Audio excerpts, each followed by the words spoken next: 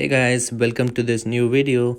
In this video, I'm just going to show you how you can actually upgrade your iOS from whatever version you have into iOS 14, which is the latest version of iOS which Apple released. So for that, what I would say is go to settings and look for general settings. Once you go into general settings, you can find something called software update. Click on that.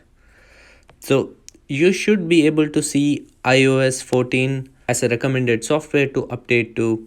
So let's see what are the new features that it has to offer. So iOS 14 has a brand new widget on the home screen, which is a nice way of interacting with to install or download this. You should come here and you would see something called install now. For me it's install now, for you it may be download and install.